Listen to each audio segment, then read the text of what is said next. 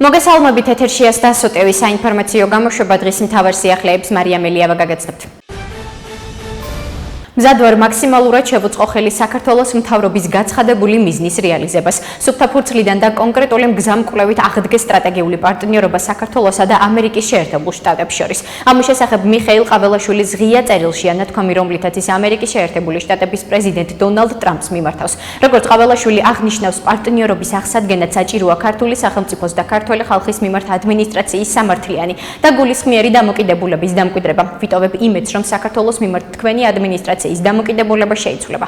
მნიშვნელოვანია ქართული ხალხის აღქმაში ამერიკის შეერთებული შტატები არა დიპ სტეიტთან, არამედ ამერიკის ძლიერ პრეზიდენტთან, არა მშვიდობის დარღვევისა და დესტაბილიზაციის გამუდმებულ მცდელობასთან, არამედ მშვიდობასთან და სტაბილურობასთან, აღნიშნულია წერილში.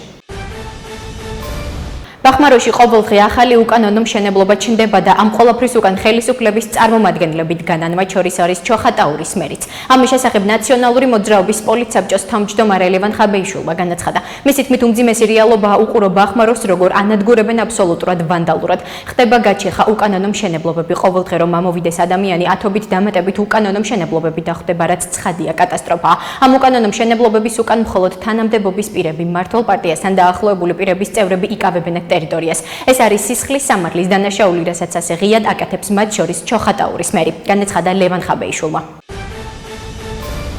6 თვის განმავლობაში ქართულმა საზოგადოებამ საკმარისზე მეტი მტკიცებულება ნახა, რომ ნაცმოძრაობა და მისი ფილიალები, როგორც რეჟიმი, ქართულ პოლიტიკაში არ უნდა არსებობდნენ. დიდი იმედი მაქვს, საკონსტიტუციო სარჩელის შემდეგ საკონსტიტუციო სასამართლოს ბევრი მსჯელობა არ დასჭირდება იმასთან დაკავშირებით, რომ ასეთი ტიპის ეგრეთ წოდებული პოლიტიკური პარტია და მისი ფილიალები ქართულ პოლიტიკაში არ უნდა არსებობდეს. ამის შესახებ ხალხის ძალის დეპუტატმა და პარლამენტის დროებითი საგამოძიებო კომისიის წევრმა გურამ მაჭარაშვილმა ჟურნალისტებთან განაცხადა. მისი თქმით, 6 თვიანი მუშაობის შემდეგ გამოძიებო კომისია დასკვნას სასესიო სხდომაზე გაასაჯაროებს.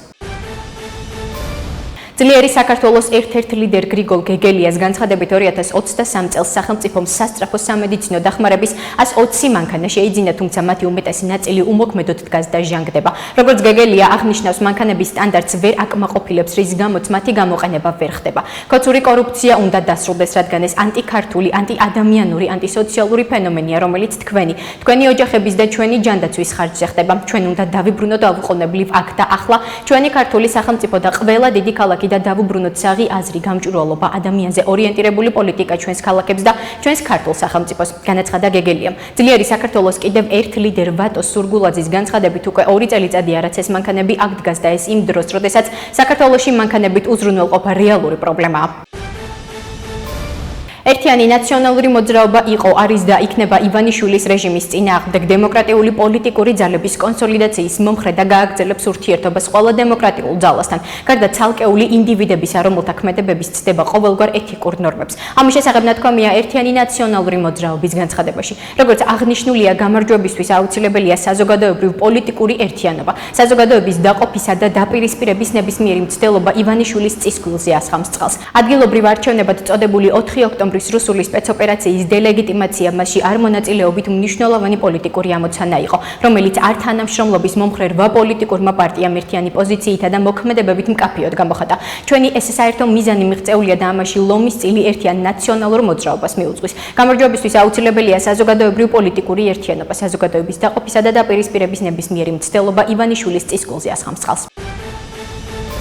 კიდევ ერთხელ ძალიან ნათლად გამოჩნდა, რომ ქართულ ოცნებას საერთაშორისო ასპარეზზე არ ჰყავს ხელის ჩამორთმევი. ეს წერილი ნამდვილად სასაცილო იქნებოდა ტრაგედია, რომ არ იყოს და არ ეხებოდეს ამ ქვეყნის ევროპულ მომავალს. ასე აფასებს ნაციონალური მოძრაობის ერთ-ერთი